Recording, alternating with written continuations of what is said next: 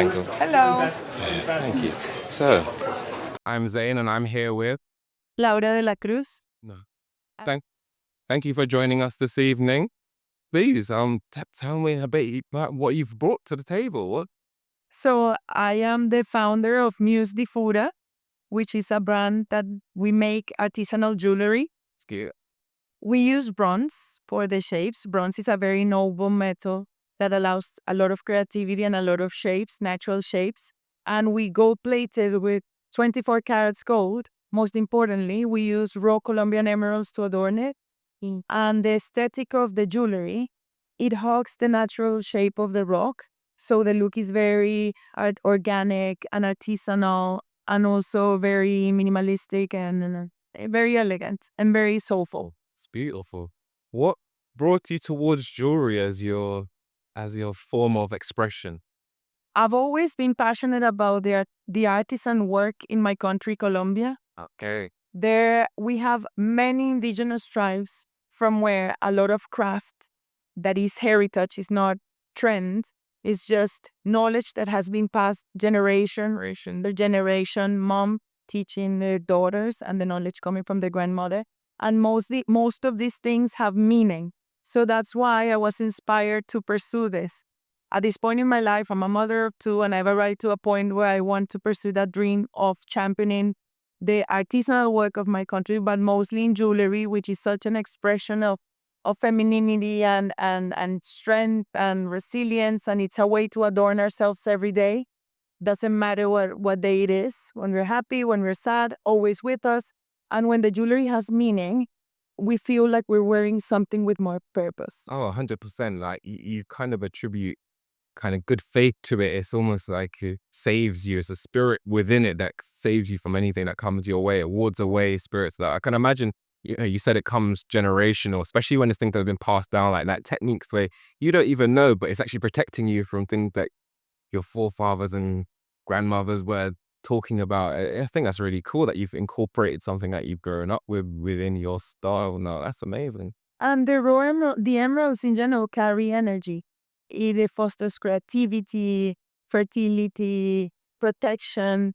But at the same time, it is so important to use the Colombian emeralds are the most wonderful emeralds in the world. And to be able to use them in the raw state, it's even more special. And that's the sustainable part of it. Because when it comes to stones, there are different qualities and they're used for different things, different types, different inclusions, colors. And the raw emeralds is a way to use the most organic face of the emerald. And then when we do the jewelry, it becomes a piece of art. The artisan uses what nature has taken millions of years to create and puts it together in a final shape which will be worn by someone and it will make you feel something. And also, moreover, because that's why I started first speaking about the artisan work of Colombia, we are also in the same journey of sustainability that I'm in. I've just created my company, but I'm committed since the beginning to be a sustainable company as much as I can. And we are hand making our packages in Colombia. Actually, the iraca or toquilla is the material used to make Panama hats. So we have masters of that. And I've commissioned that my boxes are made out of toquilla and iraca. So my packaging is not only biodegradable material because it's palm, but it's also a beautiful piece of art that inside has the jewelry, and you will keep it and will keep using it because it's beautiful and it's useful. And you will see that not only the jewelry is artisanal, but also the packaging.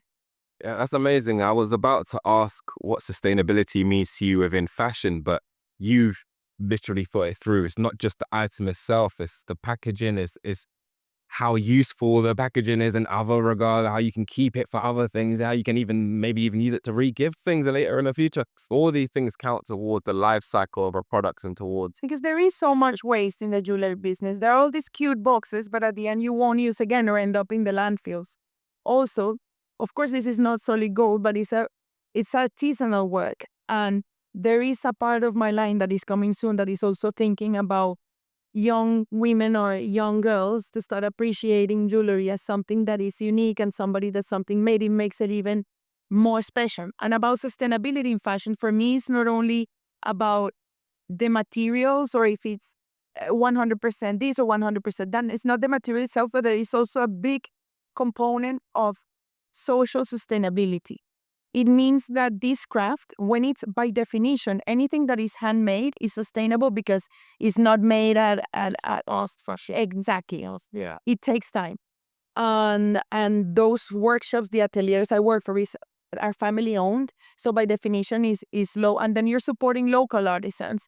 And if you support local artisans, you're supporting a network that most of the time final consumers can't imagine how it gives jobs to others. For example, my boxes, the person that leads us is of indigenous descent, and he has a network of women that help him with the projects. That's amazing. And that is You're also really, in the art of you making, you're also including all the people that might usually get passed by and they don't get seen and they don't get to contribute the thing that they very good at to contributing towards art. So this is amazing, and you get to do it worldwide as well.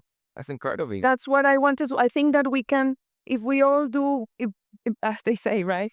If we all put our bid, and this is my bid, if I, from my corner, if I can start planting the seed on the people I talk to about what sustainability means, that is not only their percentage of natural fibers, but also the sustainability for communities and what it means, then for me, my business has a higher purpose. 100%. You know, that leads me to my next question. On days when things feel a bit harder or maybe things aren't going so well, what keeps you going with making your art and making your jewelry, and what keeps you going? Passion for what I do, because to start your own business, you need to love and believe in what you are trading with or what you are creating. And I believe in it. And I also believe in the ability that I have to be resilient, just like my brand. Actually, it's called Muze di Fura because Fura was the demigod, according to the Muso indigenous community. She wept after a story that, let's say, could be tragic. She wept the emeralds into the world. And out of her demise, the emeralds came to the world. So it's how, from difficult situations, there's always something better coming. So the history of the explanation of the origins of emeralds, according to the indigenous tribe of Colombia, Muso, the Musos in this case, is the story of most women. It doesn't matter where you come from. It's a story of resilience, of love, and of creating beautiful things out of moments where you don't feel that happy. But if you keep going, you will succeed. That's incredible. Thank you so much. I really appreciate the time today. Thank you so much.